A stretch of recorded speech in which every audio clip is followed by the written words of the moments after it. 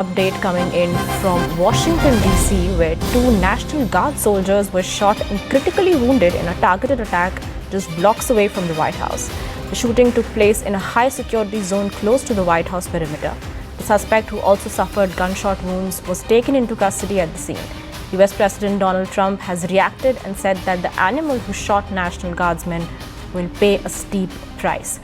Siddhant, coming back to you, this shootout allegedly happened in a very high security zone, and now President Trump has also requested about 500 additional National Guard troops. How is this being interpreted politically and regionally in the US?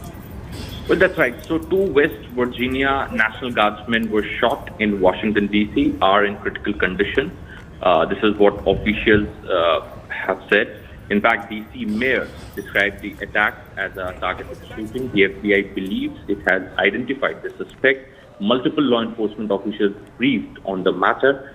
The initial identification matches a man from Washington state who appears to have immigrated from Afghanistan in August 2021. The guardsmen were performing high visibility patrols when they were shot, according to police officials, who also said that the suspected shooter was subdued and taken into custody. Meanwhile, President Donald Trump has asked for 500 more National Guard troops to be deployed to Washington, D.C. following the shooting. In fact, Secretary of Defense Pete Hegseth confirmed this. The FBI believes it has identified the suspect in today's shooting of two National Guardsmen. Multiple law enforcement officials have been briefed on the matter. The official said that the shooter's initial identification matches a man from Washington state who appears to have immigrated here from Afghanistan in 2021, as I pointed out before. Authorities ran the fingerprints of the man in custody, and that's how they got the initial name. One law enforcement official also said that they are still working on additional confirmation. Now, President Trump has also come up with a post. In fact, President Trump has said that the animal that shot the two National Guardsmen, with both being critically wounded and now in two separate hospitals, is also severely wounded. But regardless, will pay a very steep price. God bless our great National Guard and our military and law enforcement. These are truly great people, and I, as President of the United States, and everyone associated with the office of the presidency, I am with you. Strong statement coming from President Trump, calling the shooter animal.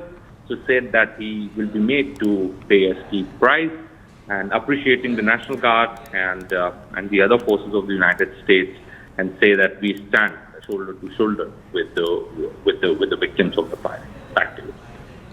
Right. Also, this comes at a time of intense political polarization in Washington. Now, could this incidents, how are they shaping the narrative surrounding national security, given that upcoming electoral cycle as well?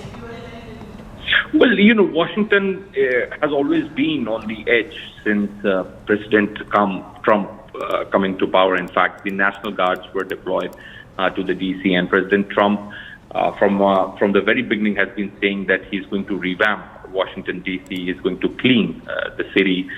He says that it's the capital.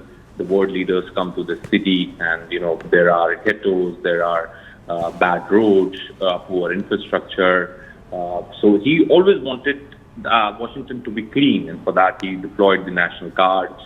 In fact, he always wanted Washington to be a neat and clean city, so that world leaders, when arrive, they get a good understanding of the city, the sense of the city.